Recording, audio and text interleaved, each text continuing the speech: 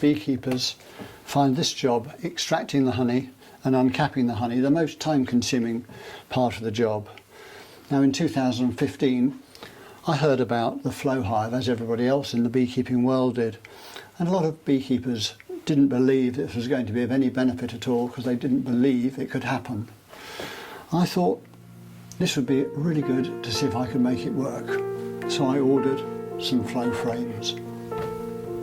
Last year I went to Apamondya in Turkey, and I took the opportunity of visiting the flow hive stand, where I was given some helpful advice on using their hive. The enthusiasm of the flow team made me realise I should have made an effort to use their frames earlier. I was embarrassed to admit that I had had the flow frames for 2 years and hadn't got round to using them. So here I am looking for the frames I'd stashed away.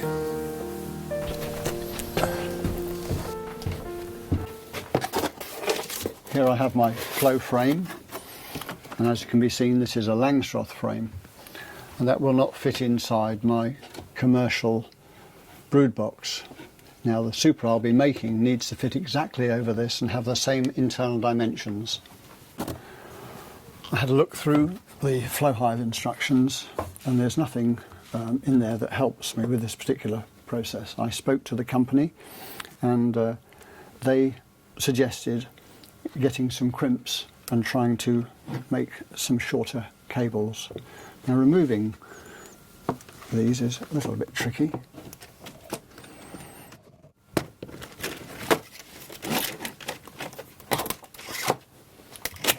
You need to take the bottom one off first, otherwise the top one won't release. You get the whole thing completely on its own. Now I'm going to remove 4 of these sections to make it the right length, in other words the same length as my commercial frame. So now I've got to make some cables to go around here to hold this together at this new size. I'm going to use this electric cable, which I'm going to take the screening off and use that to go around it. So I'll take this on the bench and remove the sheathing.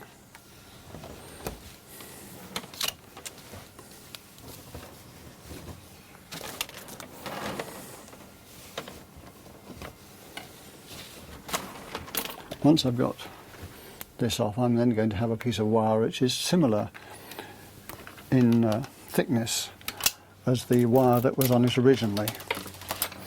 Just make sure it's the right length. I can go twice up and down it. That's about right. Just nip a piece off. I'm going to have to re-straighten the piece of wire. So just pull it through something just to get it smooth again.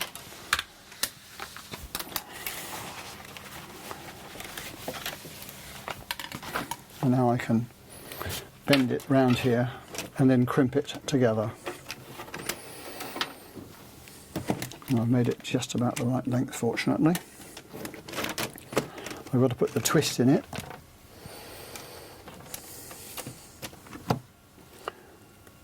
Same size. I'll take my crimp. There is a stopping point in the middle of the crimp.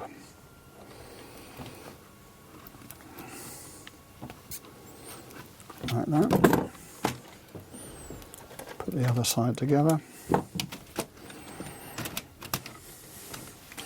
Whilst putting these together, it tends to spring out whilst you're putting these wires on, so then you can pull it back together on that top edge, which is tricky, and then you can get your bottom one back on again, because this on this end is where you can slide it on easiest.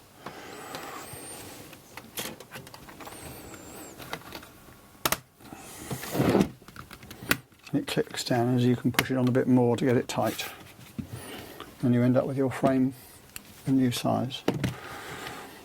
The problem is that we've got these little crimps, which I think we should improve with a second model. We take the commercial frame and put it over the flow frame, we can now see we've got them both the same length. So if I put them back in here, you can see that that fits nicely. Now I've got to make a super which is going to have the same internal dimensions as this. And here's the one I made, which we're going to take apart. So I'm going to separate out the different parts here so that we can show you how we put it together. Whilst designing this, I realised that I needed to get 3 flow frames in and 2 normal frames so as to fill the space completely. And now when I put the rear of the hive on here, you can see that the flow frame fits in exactly. Now if I put the other side on, we end up with a complete flow super.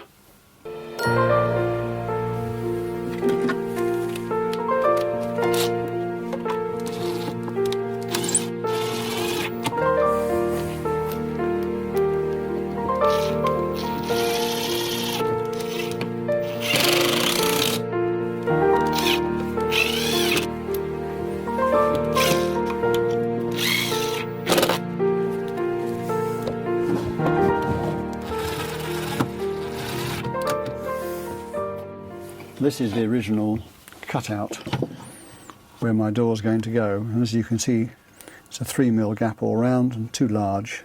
Therefore I had to make a door that was going to be the correct size. So I made another one, and this is now a nice tight snug fit. The problem with all of this is making things bee proof, and up at the top here you need to put a little piece of wood on the side there to again stop the bees from getting out. Down the bottom I got this piece of stainless in too low, which has left a gap underneath, and the bees were coming out through there, so I had to get another piece of stainless and slide it in there and make it reduce that gap so there was no way for the bees to get out. The last gap I have to close is across the top here, so I've made a little piece to the right size to fit in there. Now when that's opened up later, you can remove this little piece of plastic, and in there goes the metal shaft that will open up the flow hive and let the honey out. Now the finishing touches are obviously to get the door in and the roof on. Now the roof has got a 7.5mm rebate, which gives you the bee space inside so it won't get propolised or made up with brace comb inside. Now then, to make it waterproof, when we put the polystyrene lid on, it fits nicely on top, and this then fits on top of the polystyrene nuke box. We've now got to make a waterproofing around this edge. Now these are the pieces I've made that are going to go around the edge. There they are, and these will fit across nicely here to fit in and fill the space up.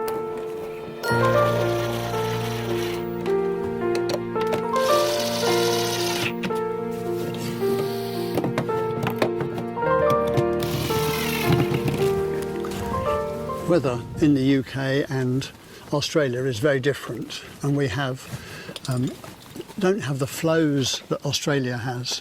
We have very intermittent weather that creates flows at certain times, and we also have the issue of oilseed rape at the beginning and ivy at the end, both which set very quickly in the comb, and these are issues that have always made everybody concerned whether or not a flow hive would work.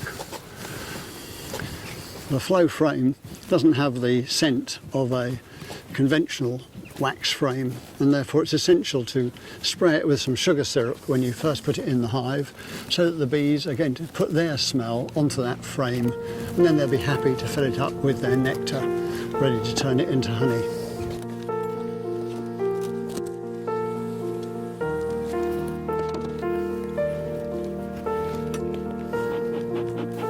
Because of the interlocking design of the Maysmore polystyrene nuke, I need to heavily smoke to get the bees down to avoid squashing them when I put the super on.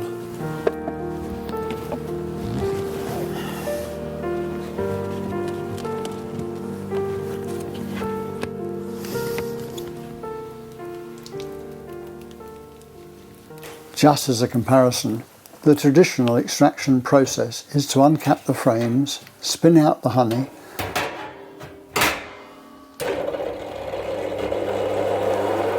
and then you have to let it settle to allow the air bubbles to come to the surface before you put it into jars. The flow system, however, allows you to effectively turn a tap and the honey flows straight into the jar.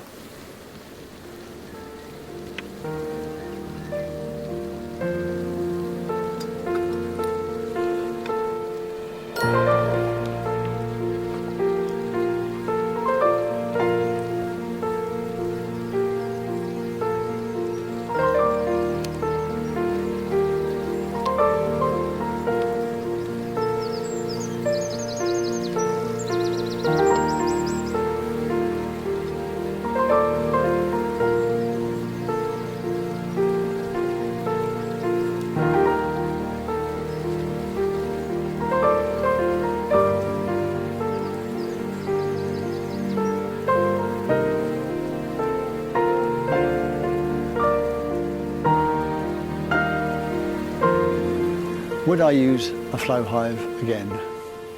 Yes, I would.